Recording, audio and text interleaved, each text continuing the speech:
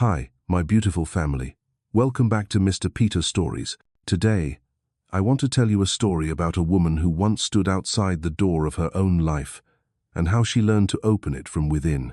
A story not only about betrayal or loss, but about awakening when love that's been dismissed becomes the force that helps a woman rise from her ruins. This story is for you if you've ever loved someone so deeply that you forgot yourself. Stay until the end, because you might realize this. Sometimes, the most beautiful thing isn't keeping someone, it's keeping your own heart after it's been broken. If you believe kindness and resilience can change a life, please like, subscribe, and comment below. I am with Mr. Peter, so we can walk together through this journey of healing, the journey of Barbara Norris, the woman who lost everything, and then found it all again in her own light. That night in Seattle was cold and damp, the drizzle falling steadily on the streets like a never-ending sad melody. The yellow glow from the Fairmont Olympic Hotel cast hazy streaks of light that shimmered over Barbara Norris's worn black heels. She stood under the awning, straightened the silver-gray dress she'd worn, and took a slow breath. She had walked beside Frederick for over 10 years, from the days he was just a young engineer hunched over code in a tiny rented apartment, to the moment he became the CEO of Norris Tech Solutions, one of Seattle's most talked-about tech companies. She once believed she belonged in that dream. But tonight, standing before the revolving doors of the gala hall, with soft music and elegant laughter spilling out, Barbara felt her heart tighten. She approached the reception desk and smiled politely at the young woman. "Barbara Norris. I'm with Frederick Norris." The receptionist scanned the list, then looked up with a hesitant expression. "I'm sorry, ma'am. I don't see your name on the guest list." Barbara tilted her head slightly. "There must be a mistake. I'm Frederick's wife." The young woman looked flustered, forcing a nervous smile. "Of course. I'll confirm with the manager."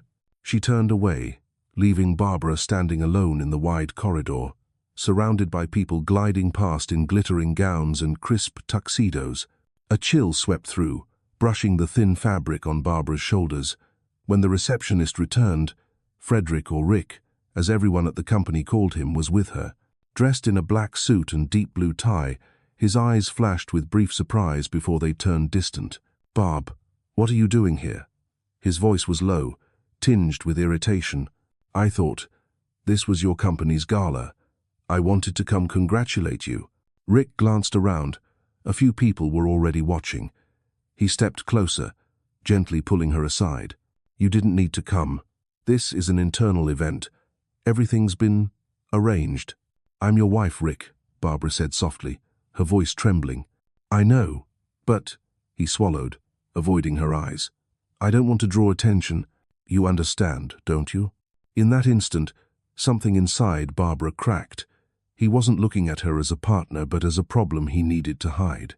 She forced a faint smile, swallowing her pride. "Then go ahead, Rick. I'll head home." "Barb, don't make this a scene." "I'll call you later," he said quickly, straightening his tie before striding back into the grand hall, where jazz music swelled beneath chandeliers glittering like stars. Barbara stood there for a moment, watching him disappear into the crowd. Then she turned to leave, but stopped when she glanced through the glass wall. There he was, smiling, raising a glass with his assistant Simone Caraway, a young woman with sleek blonde hair and eyes like fire. Their glasses clinked amid applause, the light catching his face radiant, as if Barbara had never existed. A sharp ache pierced her chest, but she walked out, into the rain that now fell harder. Under the streetlight, her shoes soaked through, her silver-gray dress heavy with water. She strolled through the empty streets, the sound of rain mingling with distant traffic. No one knew she was the one who had written the first business plan that helped Frederick start his company. No one knew she had chosen the location of their dream home, calculated every loan, every wall. Now, all of it belonged to him, and all she had left was herself. When Barbara got home, it was nearly midnight. The mansion on Queen Anne Hill was still lit. Her 17-year-old son, Elias, sat in the living room, glancing at the clock. When he saw her drenched and tired, he jumped up. "Mom, where have you been? Dad said you were at the spa." Barbara gave a faint smile. "It's okay, honey. I just needed some air." Elias looked at her, sensing something different in her eyes, but said nothing. Grace, her 11-year-old daughter, peeked out from the hallway, clutching an old teddy bear. "Mom, you're all wet." "I know, sweetheart. I'm fine." Barbara went straight to the bathroom and stood under the shower, letting the hot water pour over her. Her tears blended with the rain, indistinguishable now. She wasn't angry anymore, just empty. That night, she lay on her bed, staring at the ceiling, listening to the steady tapping of rain against the window. Each drop sounded like a countdown to the moment she'd have to decide whether to stay or to leave. The next morning, the grey Seattle light seeped through the curtains. Barbara woke early and made coffee, her hands trembling slightly. Her face looked drained in the mirror, yet her eyes were clear, almost painfully so. Rick still hadn't come home. She knew where he probably was: a hotel, the office, or with Simone. Her phone buzzed. A text. "Sorry about last night. You shouldn't have shown up like that." Barbara read the message again and again. She didn't cry, just sighed. Those words, "you shouldn't have shown up like that," echoed in her mind like an erasure. She understood then their marriage hadn't shattered overnight. It had been cracking for years, and last night just made the break visible. She sat at the table, pulled out a blank sheet of paper, and wrote a few short lines, not a goodbye, just a reminder to herself. If someone can make you feel like you don't belong beside them, that's the moment you must walk away, not so they'll regret it, but so you can keep the part of yourself still unbroken. By noon, Rick finally came home, still in last night's suit, tie undone, the faint smell of alcohol clinging to him. Barbara didn't say a word. She poured him a glass of water. "You want something to eat?" He shook his head, opening his laptop. "I've got a meeting. Let's not make a big deal out of last night, Barb. You know I have to protect my image." She looked at him for a long moment. "Your image? And who's protecting mine?" He stayed silent. The air grew thick. From the staircase, Elias stood still, listening. Grace watched from behind the kitchen door.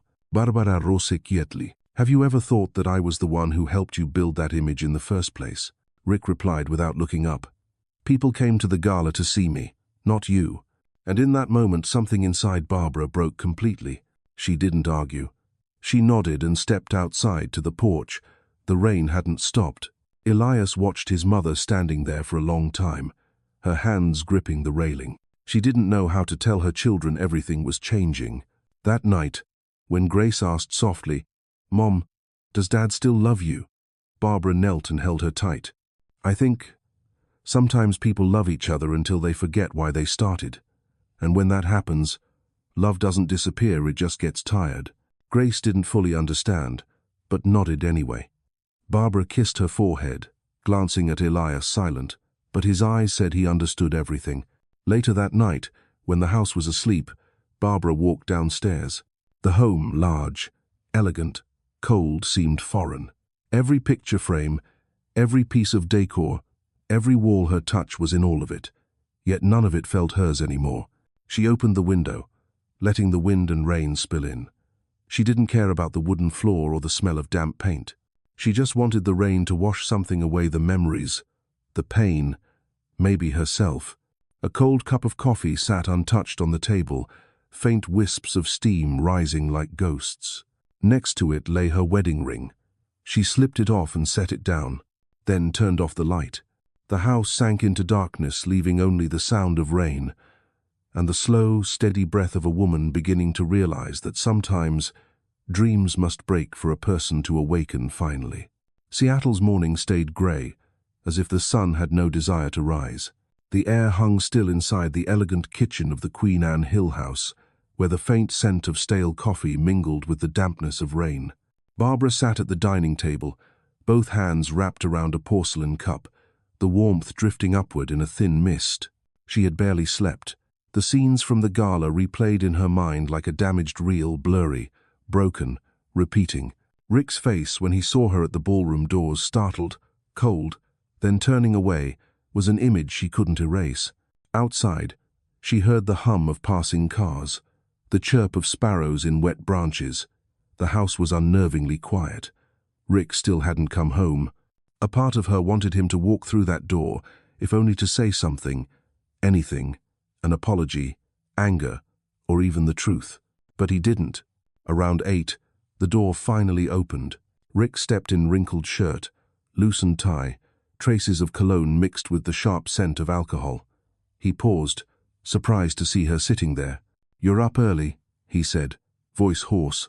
"You're home late. There was an after-party. I didn't want to disturb you." Barbara said nothing. She pushed the cup toward him. "Here, coffee. It's cold." Rick pulled out a chair and opened his laptop. The glow from the screen cast a pale light on his face, his eyes distant. "I've got a board meeting this morning. It's been a busy week." Barbara watched him. "You don't think we need to talk?" He stopped typing, looked up. "About the gala. Barb, you shouldn't have shown up like that. It was an internal event. You put me in an awkward spot." "An awkward spot," she repeated softly, her throat tightening. "Because your wife showed up at a place she helped you build." Rick sighed, rubbing his forehead. "You know that was years ago. Things are different now." "Different?" Barbara asked quietly. "How, Rick?" He didn't answer. The sound of rain tapping the roof filled the silence between them. Barbara stood, pulled open a drawer, and laid a few folders on the table. "Last night, when you didn't come home, I found these." Rick frowned. "What are they?" "Transfer documents. The company, the house, the accounts. Everything all under your name now." He leaned back in his chair, voice lowering. "You shouldn't have gone through my things. They're not just your things, Rick. They're ours." "No, Barb," he said softly, but his tone was cold. "I have to make sure everything's handled properly. It's business. You wouldn't understand. These assets belong to the company." "Belong to the company?" Her voice trembled, but she held steady. "And what about me, the one who signed the first loan, who stood by you through years of unemployment, who worked nights so you could focus on your dream? What do I belong to?" Rick met her eyes, dark and hollow. "You were a good wife, Barb, but this business is bigger than us." In that moment, the room seemed to grow colder. Those words, "bigger than us," sliced through her like a blade. She let out a small, broken laugh, setting the files down. "So that's your choice then, not me. Just the thing that makes you feel larger than you are." Rick said nothing. The coffee maker hissed weakly, then fell silent. At the staircase, Elias stood frozen. He had woken early, meaning to go downstairs, but when he heard their voices, he stopped. From above, he could see his mother small but steady and his father, silent, staring at his empty hands. He had never seen his mother like that, calm in a way that frightened him. When Rick stood and turned to leave the room, Barbara called out quietly, "Rick." He turned. "I just want to know, have you ever thought about what would happen if I left?" Rick hesitated. "You won't leave. You're used to this life." Barbara looked at him, her eyes so clear he had to look away. "Don't be so sure." She turned and walked out, leaving him alone with the thick silence that followed. By afternoon, the rain had stopped, but the air was still heavy and damp. Elias entered the kitchen and saw his mother folding clothes, placing them neatly into a suitcase. He didn't speak at first, just stood there. "Are you going somewhere, Mom?" he finally asked softly. Barbara looked up and smiled faintly. "I don't know yet. Maybe I'll stay with Aunt Lydia for a while." "Does Dad know?" "He will." Elias bit his lip and stepped forward to help her pack. "If you go, I'm going too." Barbara paused. "Honey, don't tell me I'm too young. I'm old enough to understand. I see how he looks at you and how you stay quiet. I don't want you to keep doing that." Tears filled her eyes as she pulled him into her arms. "Thank you, Eli. But I don't want you to have to choose sides." He shook his head. "There aren't sides, Mom. There's just right and wrong. I'm choosing peace." In the hallway, Grace appeared, clutching her teddy bear, eyes wide. "Mom, where are you going?" "I'm coming too." Barbara knelt and touched her daughter's cheek. "Don't worry, sweetheart. I need to find a place where we can breathe again." "There's no air here?" Grace asked, puzzled. "There is," Barbara said gently, "but it's no longer ours." The little girl nodded, understanding the simple way children do, that when something hurts, you go somewhere else. That evening, Rick came home and saw the suitcases by the door, his brows furrowed. "Barb, what is this?" Barbara was at the table, folding the last of her clothes. "I'm leaving for a few days." You're joking. We can talk this out. You don't need to do this. We've already talked. I'm not agreeing to you taking the kids. You don't have to, she said, calm but firm. You already have everything, Rick. All I want now is peace. He scoffed. You think you can make it? No money, no house, no job. You'll come back. Barbara looked at him, not angry, just sad. Maybe. But if I do, it won't be for you. Elias stepped forward, pulling the second suitcase. I'm going with Mom. Rick turned sharply. Eli, do you even know what you're saying? You've got everything here, your room and everything you could want. Out there is nothing but cheap apartments and struggle. Elias's voice was steady. At least out there, there's no pretending. Rick froze. He looked to Grace, hoping she'd stay. But the little girl walked to her mother, gripping her hand. I choose, Mom. The room fell silent. Outside, the rain began again, soft, steady, like a clock ticking against their hearts. Barbara zipped the suitcase and stood. Goodbye, Rick. He didn't answer. The three of them walked to the door. As it opened, a gust of cold air rushed in, blowing the curtains and scattering a piece of paper from the table onto the floor. Rick bent to pick it up, the note Barbara had written that morning. The ink had blurred, but the words were still legible. If someone can make you feel like you don't belong beside them, that's the moment you must walk away, not so they'll regret it, but so you can keep the part of yourself still unbroken. Rick gripped the paper tightly, but no one was left to hold. Outside, the sound of a car door closing echoed through the rain. The old Camry rolled slowly down the wet hill. Inside the vast house, silence expanded, as if even the walls understood they had just lost something precious. That morning, dew still clung thick on the trees of Seattle's outskirts. Barbara and her two children left the house on Queen Anne Hill in silence. The old Camry rumbled to life, its tired engine echoing through the quiet dawn before it rolled down the rain-slicked slope past the streets they once called home. Elias sat in the back seat, watching through the window as everything slipped away the iron gate. The lavender bushes his mother had planted, the window where he used to see his father's light burning late into the night. All of it blurred slowly into mist.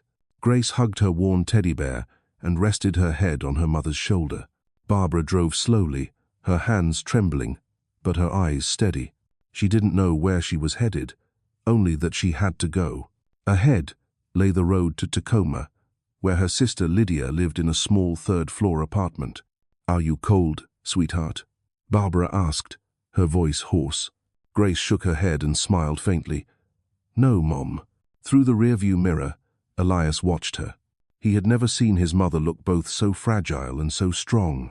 She wasn't crying anymore. She didn't need to hide. She was breathing, steady, inside the long, aching quiet. The first sunlight spilled over the water as they crossed the Fremont Bridge, scattering hundreds of silver reflections. Barbara took a deep breath. Part of her was terrified of tomorrow, of being broke, of not knowing how long she could keep them afloat. But another part of her felt light. After all these years, she had finally done the hardest thing, leaving the place where she was no longer loved. When they reached Tacoma, Lydia greeted them with a long, fierce hug. Her apartment was small, barely 700 square feet, but warm and alive. God, Barbara, you've lost weight, Lydia said, pulling the suitcase in and sighing. Did he do this to you? Barbara smiled faintly. No, I did this to myself. Lydia shook her head, glancing at the kids. You two go wash up. I've got pancakes waiting. Grace squealed and ran toward the kitchen. Elias helped his mother set the luggage down, then sat quietly on the couch. The place had no crystal vases, wall art, or designer perfume, only the smell of batter frying, the sound of a pan sizzling, and voices that felt real. Barbara sank into the sofa, her body loosening as though shedding heavy armor. Lydia handed her a mug of ginger tea. So tell me it's final then? Not yet. He's already done all the paperwork. Just needs my signature. Are you going to sign? Barbara looked down, fingers tightening around the cup. Maybe that's the only thing I can do to keep what's still mine. That afternoon, Elias went out to wander the neighborhood. The air was cold, but his heart felt warmer. He texted his father, "We're okay. Don't worry about Mom." Rick didn't reply. Back in the Queen Anne mansion, Rick sat alone in his office. The house, once full of voices, now echoed with emptiness. The family photos on the shelves still smiled down at him, but their eyes felt foreign. He missed the sound of laughter, the smell of baking bread, but he missed most of the quiet peace of morning when Barbara would sit by the window, reading the news with a hot cup of coffee. He picked up his phone and read Elias's message repeatedly, unable to type a single word back. Every sentence he thought of sounded hollow. He typed, "I'm sorry," then deleted it. Rick didn't know what to say for the first time in years. That night, the wind rose, and rain returned.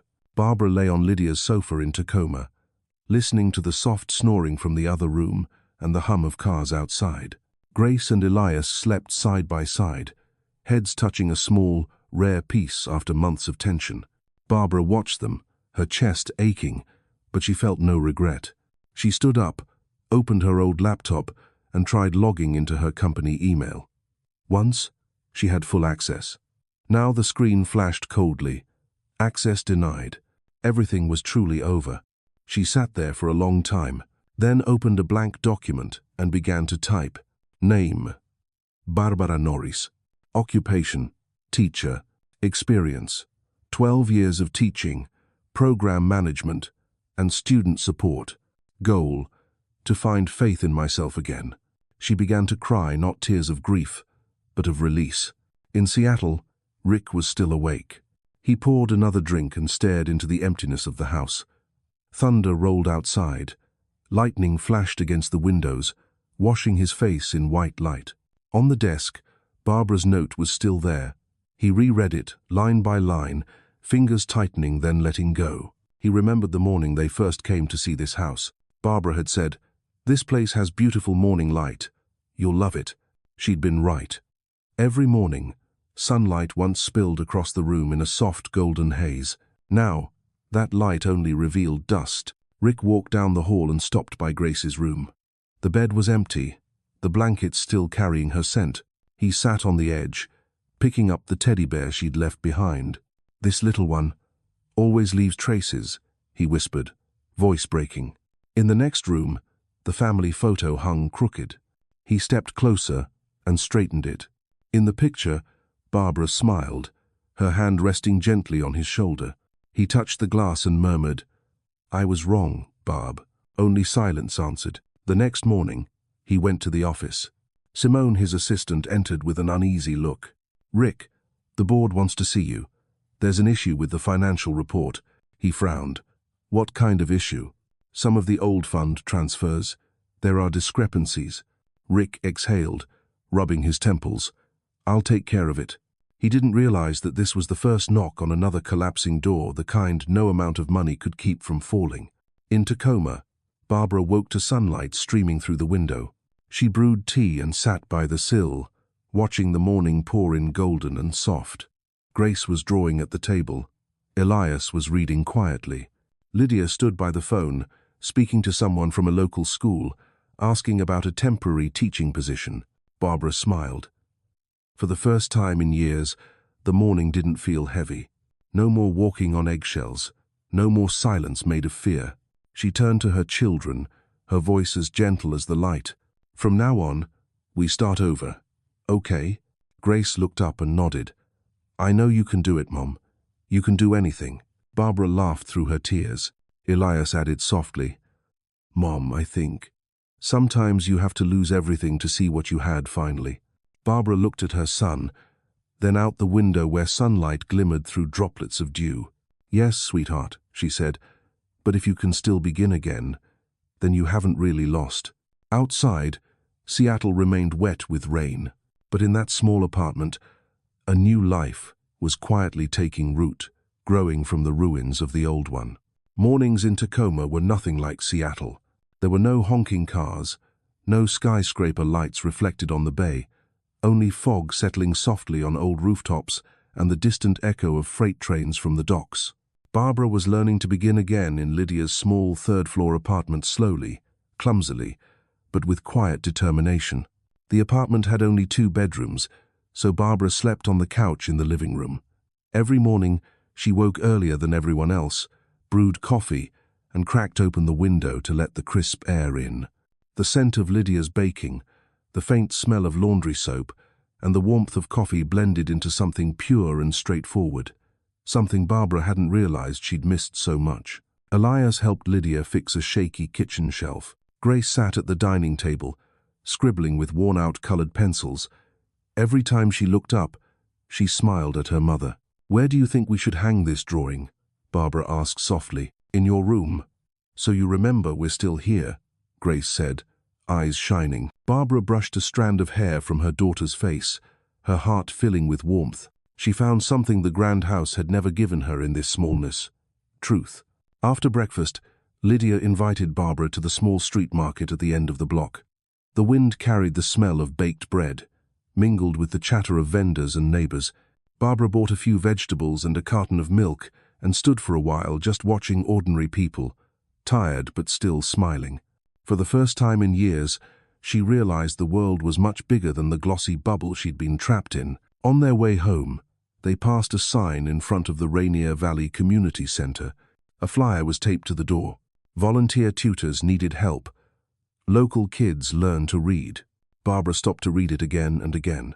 Lydia looked at her and smiled knowingly. "Sounds like someone I know." Barbara paused, folded the flyer, and slipped it into her pocket. "Maybe you're right," she said quietly. That afternoon, after Grace had fallen asleep for her nap, Barbara called the number on the flyer.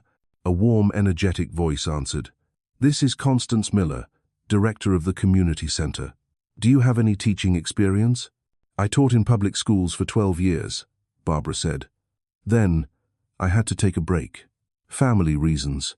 "Well, you're exactly what we need," Constance replied cheerfully. "We're short on volunteer teachers for reading classes. No pay, but plenty of free coffee and even more smiles. Can you start this week?" Barbara let out a soft laugh. "I'll be there." It was drizzling on her first day. The old brick building sat quietly in a modest neighborhood, smelling faintly of damp wood and chalk. Inside, children sat around small tables, pencils in hand, shy but eager. When Barbara walked in, Constance clapped her hands and said, "Everyone, this is Miss Barbara. She's here to help you learn to read and write." A little girl with curly hair raised her hand. "Miss, will you scold me if I write something wrong?" Barbara hesitated, then smiled. "No, sweetheart. I'll only scold you if you don't try." The room filled with laughter, and suddenly it felt brighter. That first class passed in a blur of soft voices sounding out letters, the squeak of chalk on the board, and the gentle patter of rain outside. When it ended, Constance placed a hand on Barbara's shoulder. "I don't know what brought you here," she said, "but I know one thing: these kids are going to love you." Barbara smiled, glancing toward the rain-streaked window. "I hope so." That night, she came home late. The small apartment glowed warmly under yellow light. Lydia watched TV, Elias was bent over his homework, and Grace was asleep on the sofa. Barbara sat beside her daughter, brushed her hair back, and listened to the rain tapping on the roof, feeling something close to peace for the first time in months. A week later, life had found a rhythm again. Barbara woke at 6, made breakfast, took Grace to school, and headed to the community center. She taught the kids how to read their names, write simple sentences, and believe even a little that life could be kind again if they tried. Most of the children came from immigrant or working-class families. Some barely spoke English, others had dropped out. But when Barbara looked into their eyes, she saw something she'd long forgotten in herself: hope, fragile but alive. Constance often stopped by with a cup of hot coffee. She was a black woman in her 50s, firm in voice, bright in spirit. "You're doing good work, Barb," she said. "Not many people have your kind of patience." Barbara smiled gratefully, "Maybe because I know what it's like to start over." In the evenings, she helped Lydia cook. The small kitchen was always full, the sizzle of onions and the aroma of fried chicken. Grace's laughter echoing as she told school stories. Elias worked part-time at a nearby grocery store and often brought home leftover bread, proudly saying, "Saves us a few bucks." As Barbara washed dishes one night, Lydia said quietly, "You know, he's going to regret it." Barbara didn't respond. "He might have the money," Lydia said, "but he'll never have this again." She gestured to the sound of laughter, the clinking of chopsticks, the warm air scented with dinner. Barbara gave a small, sad smile. Maybe, but that doesn't matter anymore. Late that night, when everyone had gone to bed, she opened her journal and began to write. Today, I taught a boy how to write his mother's name. He smiled and said it was the most beautiful word he'd ever written. Maybe that's all it takes, one small thing to make someone's heart less cold. Across the city, Rick was still awake. He stared out his office window as rain poured down, his chest heavy.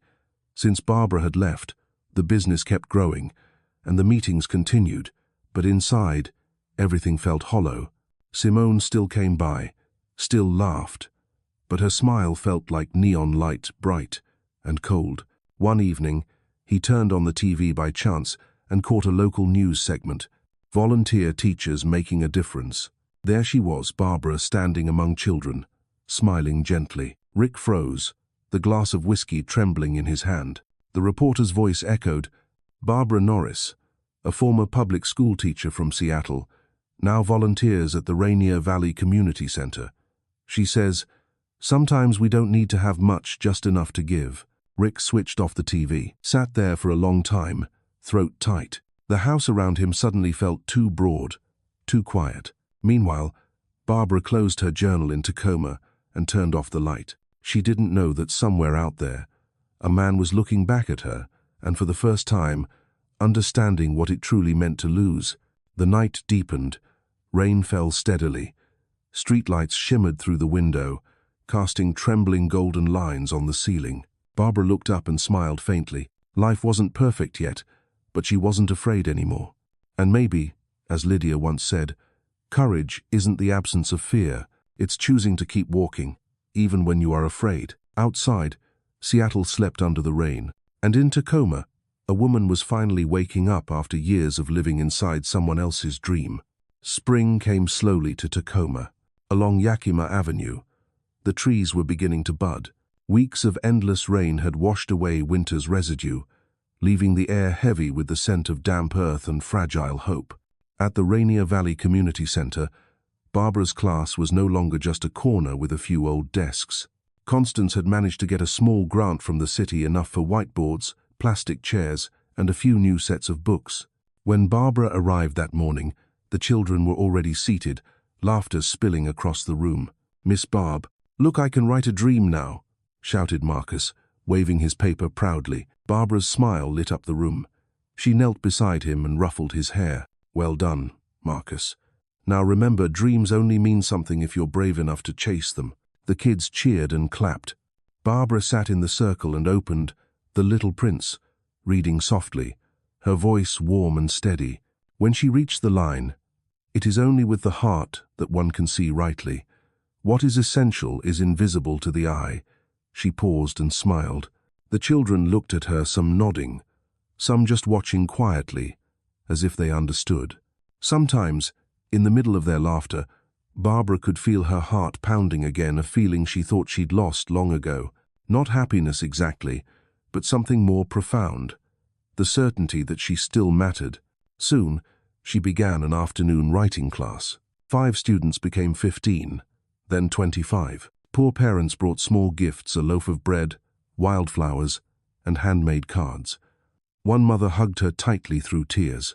"If it weren't for you, my boy would have dropped out." "Thank you, Miss Barb." That night, Barbara told Lydia the story, her eyes glowing. "See, sis, sometimes when you do what you love, everything else finds its way." Lydia smiled, pouring more tea.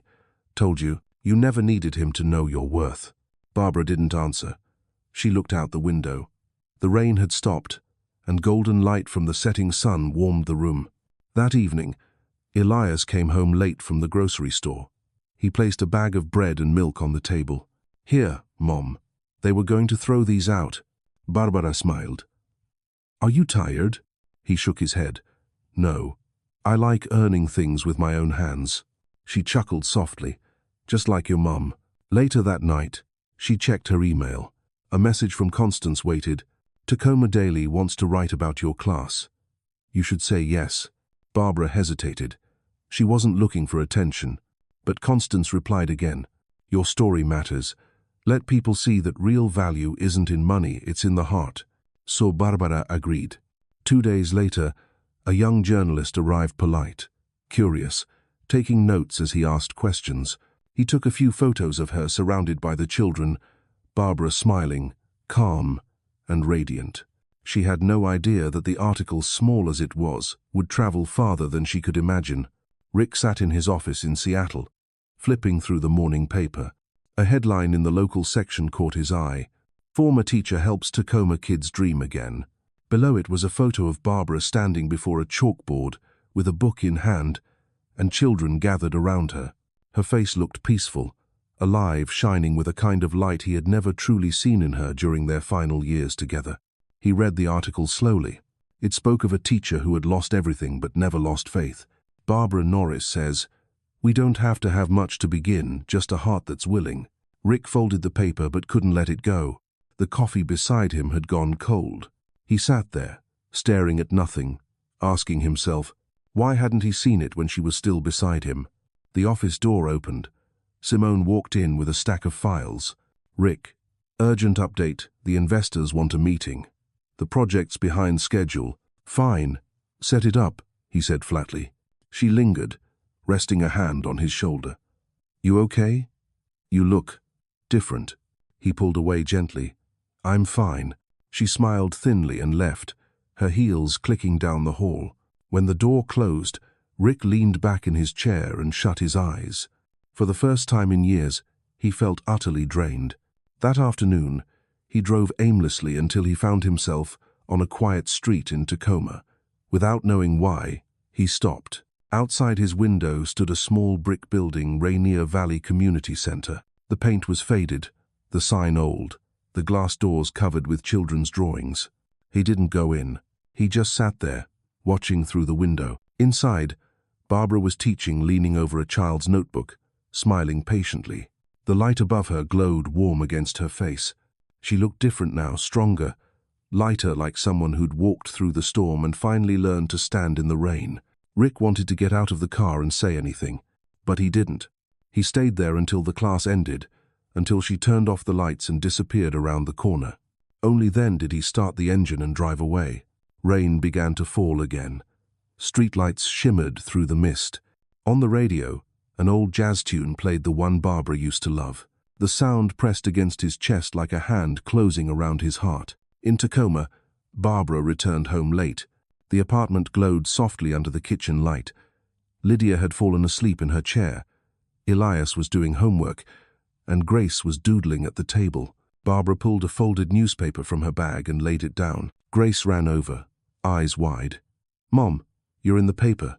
Barbara laughed, stroking her daughter's hair. "Just a small story, sweetheart." Elias read the article carefully, then looked up. "I'm proud of you, Mom." Barbara laughed for the first time in years, not the polite kind, but the kind that came from somewhere deep and true. Rick used to say he loved that laugh and somehow forgot how to keep it alive. Barbara pinned the newspaper to the fridge with a heart-shaped magnet. "To remind me," she said softly, "everything can grow again if you plant the right seeds."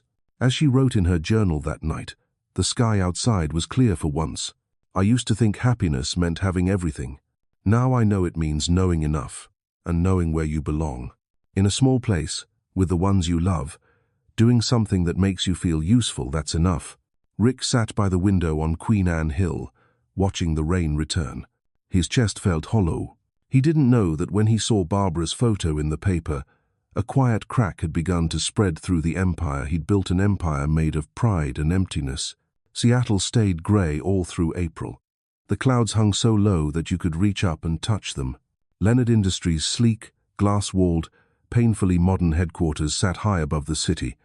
It was everything its founder was known for: polished, precise, and cold.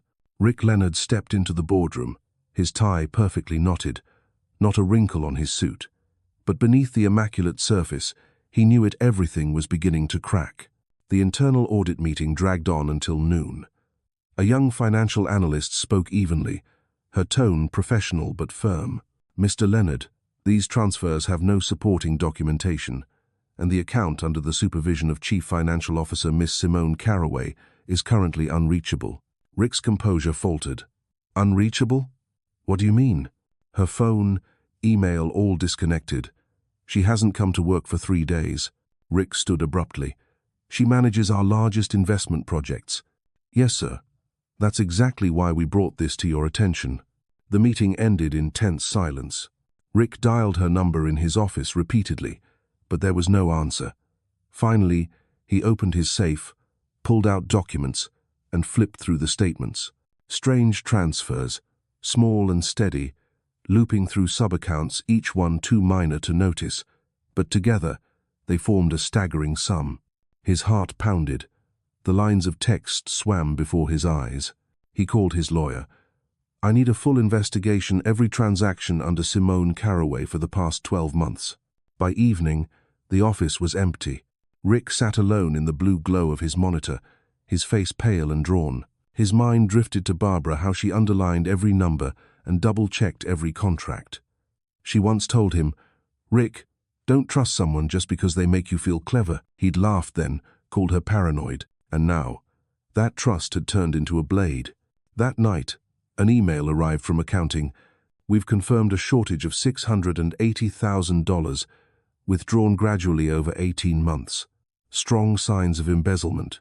Rick hurled his phone onto the desk and stepped onto the balcony. Below him, the city still glowed, towers shimmering against the storm clouds, like a sea of fire. He'd once believed he stood at the top of the world. Now, all he saw was the fall. At 11 p.m., Simone finally called. Her voice was calm, almost amused. "Rick, don't lose your cool. I only did what you taught me. Take what you deserve. You betrayed me." "No, Rick. I just learned from the best. Remember?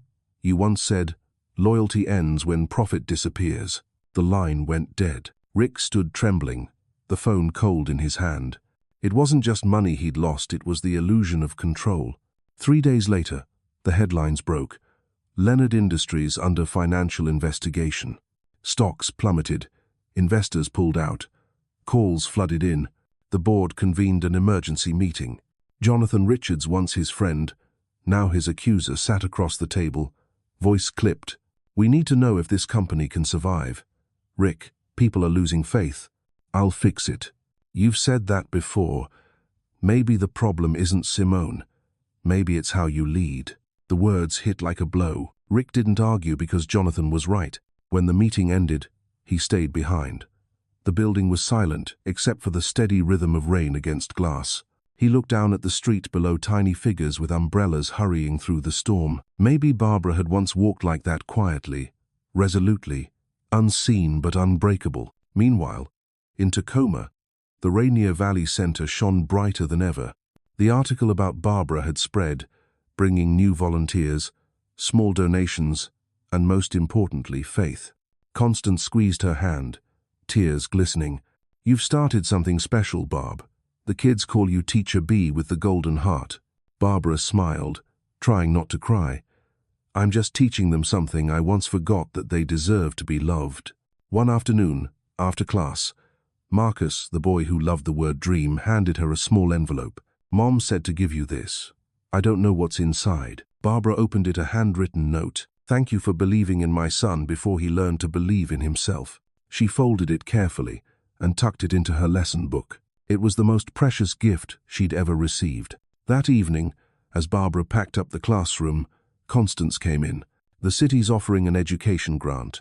I want to start a new program. Your class will be the foundation." Barbara blinked. "Are you serious?" Constance grinned. "We'll call it the Rosefield Learning Center, a place where kids can grow roots that last." Rosefield, a field of roses. Barbara smiled at the name, thinking of Grace, of everything lost and found again. "I'm ready," she said. In Seattle, Rick sat across from his lawyer in an empty office. The investigation had expanded. Simone had vanished from the city. Major clients were cutting ties. The stock ticker flashed red like an alarm. Jonathan walked in again, voice flat. "The board will vote to suspend you. This isn't about loyalty anymore, Rick. It's survival." Rick turned toward the window, watching the rain lash against the glass. He nodded slowly. "I understand." When the door closed, he stayed there for a long time, no ringing phones, no footsteps in the hall. just rain, and the reflection of a man alone in a tower built out of pride.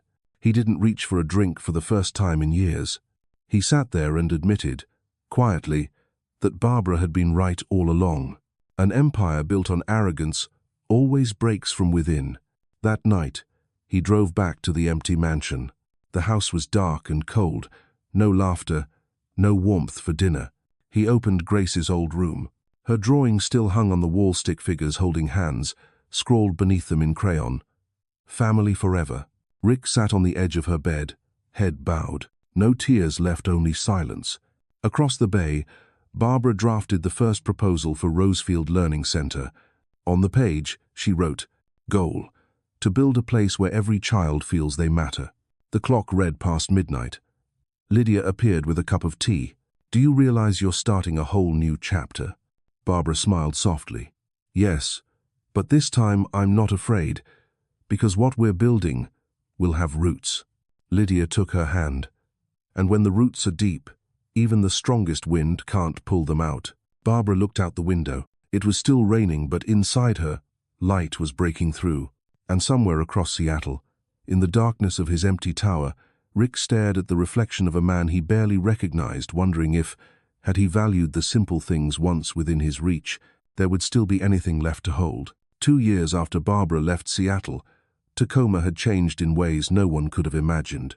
On a once damp, littered street, now stood a freshly painted red brick building, bright and welcoming, with a sign over the gate that read, "Rosefield Learning Center, where every child matters." Inside, laughter echoed through the halls. The same children Barbara had once taught to read were now helping teach the younger ones. Elias, taller now, confident, wore a staff badge, coordinating the volunteers. Precious, 16, was outside painting a massive mural on the courtyard wall, roses blooming through cracked earth, with the words above them, "Roots grow deeper than any storm." Barbara stood by her small office window, watching them, her heart swelling with quiet pride. 3 years ago, she had walked through that same doorway with nothing. It was home to nearly 200 students and over 10 volunteer teachers. When Tacoma's mayor came for the center's 3rd anniversary, he stood on the worn wooden stage and said, "What Barbara Norris has built reminds us that this city isn't made of concrete, but of the hearts of people who refuse to give up." Applause thundered through the room. Barbara bowed her head, eyes shining. She thought of Lydia, her sister, who had stood beside her through every storm, of Constance, the woman who'd given her that first chance, and of herself, the woman who had once been too afraid to dream. That evening, after the celebration, she sat with Elias and Precious under the soft glow of the streetlight in the courtyard. The lamplight shimmered in her daughter's hair and her son's steady eyes. "What do you want to study, Eli?" she asked. "Education policy," he said. "I want to do what you do, Mom, but on a bigger scale. I want to ensure kids don't depend on miracles to get an education." Barbara smiled. "You make me proud." Precious leaned her head on her mother's shoulder. "I'm going to study art, but I'll return every summer to teach the little ones to draw." Barbara pulled them both close, breathing in the night air heavy with wildflowers.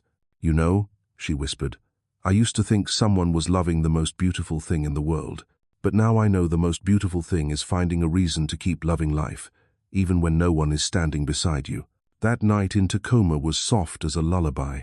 But in Seattle, another night poured down like punishment. Rick Leonard now lived in a 1-bedroom apartment in Capitol Hill, small, plain, and eerily quiet.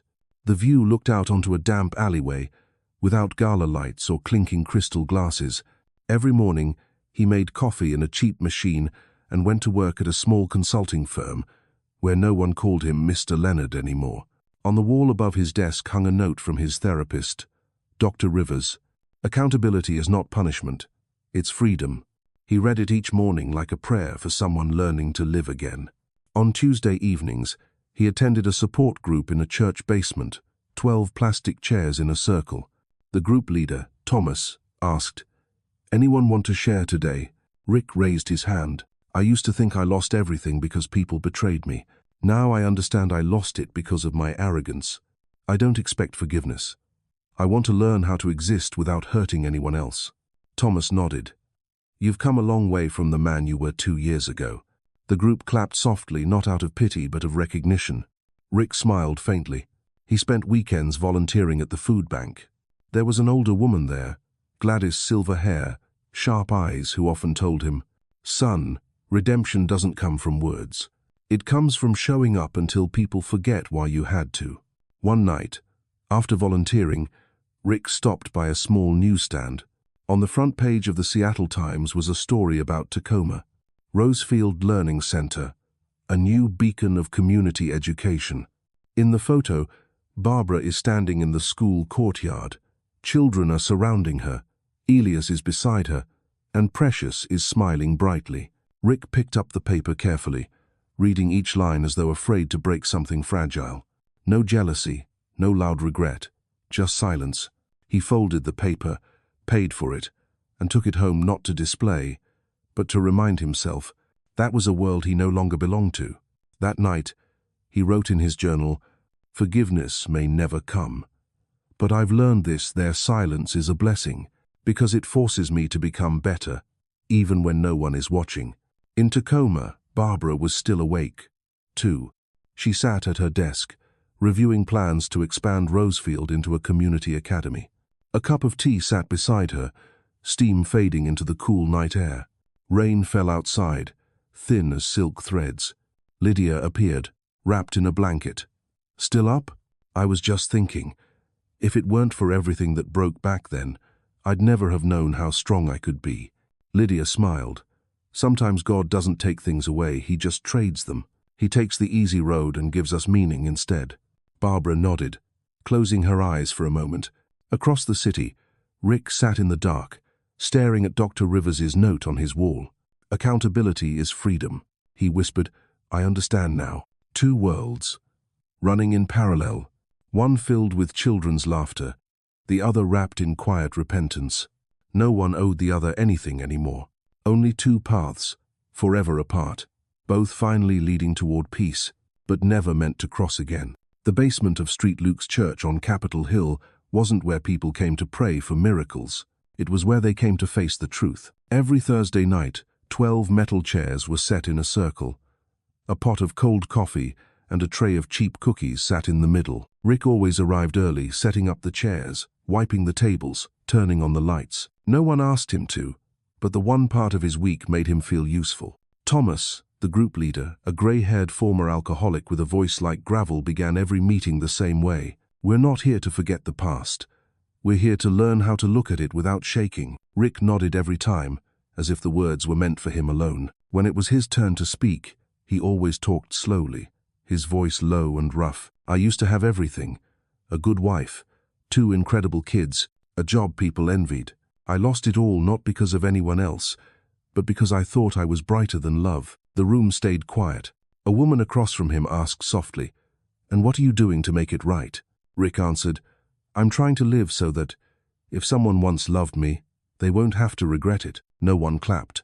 They never did. Only small nods, quiet acknowledgement. After each meeting, Rick walked to the Seattle Food Bank, where he helped unload boxes and hand out food.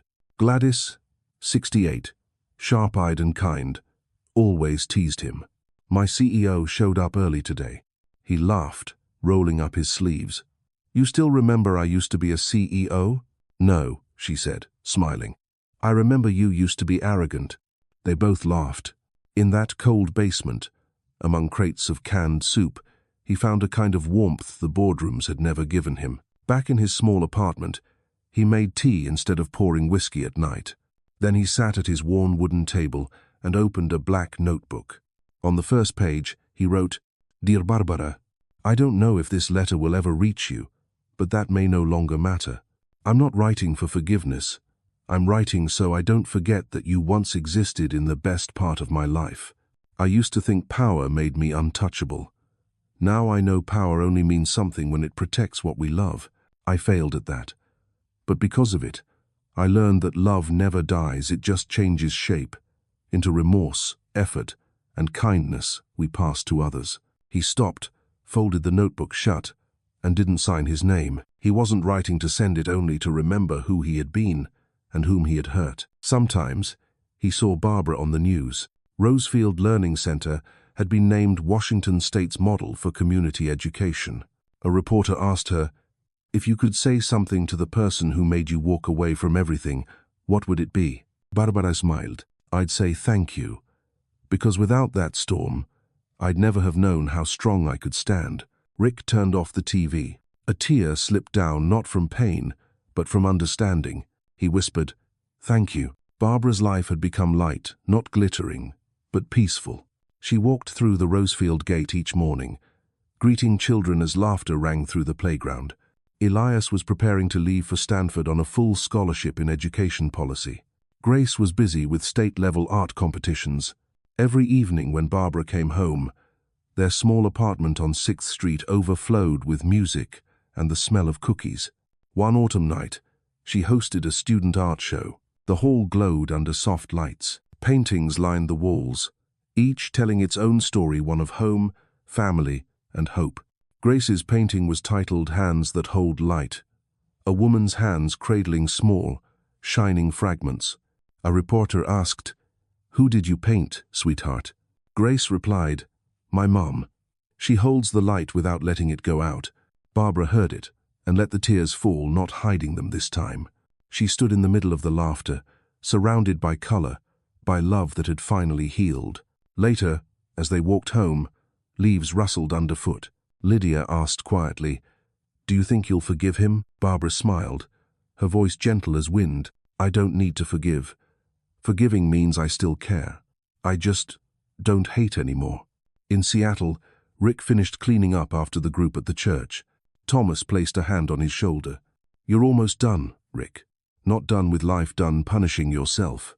Rick nodded. "I'm not done," he said softly. "I'm just starting to live right." He stacked the chairs, turned off the lights, and stepped outside. Rain poured down, cold and sharp, but he didn't cover his head. He looked up, letting the drops hit his face. For the first time, his chest didn't feel heavy. He thought of Barbara, Elias, and Grace, and knew they were happy. The sadness was still there, but it no longer devoured him. It was a scar now permanent, but painless. That night, back in his apartment, he opened his black notebook again and added one final line. "No one is saved by being forgiven. We are saved when we stop causing pain." He set the pen down and smiled for the first time in years. Not the smile of a loved man, but of one who has finally learned how to love rightly. Across the city, Barbara sat by her window, a cup of tea in hand, watching the rain. She didn't know where Rick was, or what he was doing, and maybe she didn't need to, because deep down, she knew. He had finally learned what she'd once wished for him to understand. And that, at last, was enough. That winter in Seattle was colder than usual. The wind off the bay cut through the glass towers, leaving pale streaks of frost on the sidewalks. Rick stood at a bus stop, wrapped in a heavy coat. No chauffeur, no sleek car, just a wrinkled monthly pass and a worn leather briefcase. He'd grown used to this rhythm: mornings at the small consulting firm, evenings at the recovery group in the church basement, nights spent in his quiet apartment overlooking a dim alleyway. Dinner was simple now: vegetable soup, toasted bread, and old jazz on the radio. No one was beside him, yet he didn't feel empty anymore. Only stillness, the kind he had once been too afraid to face. "Doctor," Rivers asked his therapist, "if you could go back in time, what would you do differently?" Rick had thought for a long time before answering. "I'd learn to listen." Rivers nodded. "That's enough. You don't need to go back, you must understand why you left." That afternoon, Rick left work early and walked through Gasworks Park. The sky was the color of steel. The water on Lake Union shimmered faintly under the gray light. He thought of Barbara not with pain, but with the gentle ache of winter breath. He remembered the mornings she'd wake before dawn, making coffee, reading the news, quietly setting the table. He had been too busy then to notice that her quiet steadiness kept their world from collapsing. He sat on a wooden bench by the lake and opened his black notebook. "You owe me nothing. I've already taken too much, so I won't ask for more. But if one day I happen to walk past the place where you stand, and I see you smile, that will be the most beautiful forgiveness life could ever give me." He closed the notebook, smiling faintly as he watched a group of kids running and shouting on the grass. Maybe somewhere in Tacoma, Other children were laughing the same way. At Rosefield, Barbara was hosting Community Day. She wore a thick coat, clipboard in hand, as the kids manned their handmade stalls, crafts, cookies, drawings, each earning a few dollars for the scholarship fund. Elias called from California. "Mom, I just donated to the Rosefield Scholarship Fund. It's small, but I wanted to help." Barbara smiled into the phone. "You have no idea how proud that makes me." Grace was teaching the younger kids to paint, her hands streaked with color. "Mom, this one's for you," she said, showing a bright drawing labeled "Home is where we're safe." Barbara looked at it softly. "I think home," she said, "is where we're allowed to be ourselves." That evening, after everyone left, she stood alone in the courtyard. The new paint on the walls gleamed under the yellow lights. The air smelled faintly of sugar and rain. She no longer thought of Rick as a wound. He had become something else, like an old rain that once softened the ground so new things could grow. One February evening, Rick arrived late to therapy. Dr. Rivers asked, "Have you considered seeing them again, Barbara, Elias, and Grace?" Rick shook his head. "I don't need to. I used to want to apologize. But now I understand the best apology is living in a way that doesn't make them remember me in pain. And if they never forgive you, then I'll still forgive myself, not to forget, but to keep living." Dr. Rivers smiled. "You've come further than most people ever do." Rick nodded. He knew it wasn't triumph, it was acceptance. When he stepped outside, snow had begun to fall. Tiny flakes landed on his coat, melting into dark spots. Strangers passed him on the street, unaware of who he had once been. And perhaps that was the freedom he had been chasing all his life, to be ordinary, no longer needing to prove anything. In Tacoma, Barbara was writing in her journal. "Sometimes the most challenging part isn't losing someone. It's realizing how long I lived afraid of losing them. Once that fear fades, peace finds its way in." She set down her pen and stepped onto the balcony. Streetlights glowed against a thin layer of snow. Grace was studying in her room. Lydia slept on the couch. The small apartment was warm, scented with cinnamon and vanilla. Barbara closed her eyes and inhaled deeply. For the first time, peace didn't feel like a reward, it felt like her natural state, something that had always been waiting on the other side of pain. In Seattle, Rick opened his window and breathed in the sharp air. From a distance, the city glimmered like a river of silver. He pulled an old newspaper from his drawer. The article about Rosefield smoothed the creases and tucked it away carefully. Not out of longing, but out of respect, he turned on the radio. Miles Davis's Blue and Green filled the room, the same song Barbara used to play while reading by the window. He closed his eyes, letting the melody flow through him, like standing at a riverbank watching the current carry everything away and finally not wanting to hold on. Two cities, two souls, two lives beneath the same grey sky, now free of rain. The distance between them was no longer a wound, but the quiet line where peace begins. It rained for 3 straight days in Tacoma that March, the kind of rain that blurred the city into mist, softening every edge, quieting every sound. Barbara sat in her small Rosefield office, watching droplets race down the window pane, the steady hiss of rain filling the silence. The new proposal on her desk, a second Rosefield branch for South Tacoma. Constance had retired, leaving Barbara in charge. Elias was at Stanford, preparing for his first dissertation defense. Grace was heading to New York, accepted into an art school. Everything was in place, full, steady, complete, and somehow that frightened her. She thought peace could be unsettling when you've spent half your life surviving storms. The rain thickened, the wind sighing through the corridors. Barbara Rose grabbed her coat and was leaving when her phone rang. It was Lydia. "Are you still at the center?" "Yes." "Why?" "Someone is standing outside the gate. Says his name is Frederick Leonard." Barbara froze. Her heart beat once slow, then quickened. Not fear, memory. "Thank you," she said quietly. "I'll come down." Her footsteps echoed along the hallway. Through the rain-blurred glass doors, she saw a man standing by the gate, coat dark with water, hair streaked with gray, no umbrella. Rain clung to his face. He didn't move, only stared up at the sign, Rosefield Learning Center. Barbara stepped under the awning. Behind her, Grace had just arrived, holding an umbrella. Elias's face appeared on a video call on her phone, silent, watching. Barbara looked back once, then stepped into the rain. The cold stung her skin. They stood a few steps apart, but it felt like a lifetime between them. "Rick," she said softly, her voice calm, steady. "Why are you here?" He inhaled, voice raspy as wind. "I'm not here to say I'm sorry. I know it wouldn't mean anything. I just wanted to see what you built. I heard they say kids here learn how to dream." Barbara nodded. "They do. And they learn how to stand back up. You should know I didn't build Rosefield against you. I built it to remember what I once lived for." Rick's tired eyes glimmered. "I know. He didn't come for forgiveness. I came because I finally understand what it means to lose something. And why did you have to leave?" Silence fell. Rain poured down, soaking the ground between them. Grace walked forward, holding the umbrella over her mother. She looked at Rick for a long moment, no anger left in her face. "Hi, Uncle," she said softly. "I remember you taught me how to read maps." Rick blinked, startled, lips trembling. "Yeah, you kept turning north the wrong way." Grace smiled faintly. "I still do, but now I know which way home is."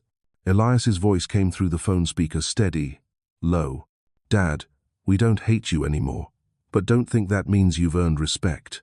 Respect isn't something you ask for, you rebuild it." Rick nodded. "I know." Barbara met his gaze, her eyes long past anger. "Do you know what I used to pray for?" He shook his head. "That one day, when you looked back, you wouldn't see me as the one who lost. I never needed your pity. I just wanted you to remember there was once someone who loved you enough to build a world with you, and strong enough to walk away from it." The rain grew heavier. Rick looked down, smiling faintly. "I never forgot. It just took me too long to understand." Barbara nodded. "Then that's enough." They stood there long, letting silence speak where words had failed. There was nothing left to apologize for, nothing left to take back. Finally, Barbara stepped back under the awning.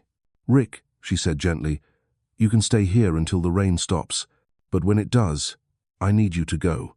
He nodded. "I know. Not because you want me gone, but because I don't belong to this rain anymore." Neither spoke again. They just watched the water spill from the roof in shimmering strings. A gust of wind carried the scent of wet earth and flowers. At that moment, Barbara no longer saw the man who had broken her, only the one who had walked through her life to teach her how to stand alone. Rick, looking at her, no longer saw guilt, only gratitude. "Thank you," he whispered. Barbara nodded, her voice barely a breath. "Thank you too." Then she turned away, walking back inside with Grace. Elias's voice lingered on the phone. "Dad, if you've really changed, just live right. Don't prove it. Just live." Rick smiled. "I will." The gate closed behind them. He stayed there alone, as the rain thinned into mist. The sky darkened, but light spilled from the Rosefield windows, warm, golden, reflecting on the wet pavement. Rick watched it for a long time, the light of a home he once belonged to, now only living in memory. Then he walked away slowly, like a man leaving a dream. Inside, Barbara watched from behind the glass. She saw him fade into the rain, not as sorrow, regret, or closure. She whispered, "You're not a wound anymore, Rick. Just a scar that aches when it rains." Outside, the rain fell on, not cleansing the past, but softening the ground so flowers could grow.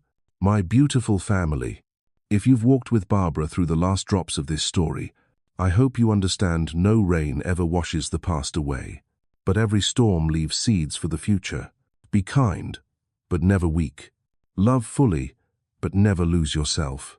And if one day you must leave a place you once called home, remember, what you carry with you isn't the past, it's the strength to begin again. If this story touched your heart, hit like, subscribe, and share this video, so the message of resilience and forgiveness can keep growing, just like the flowers after the rain.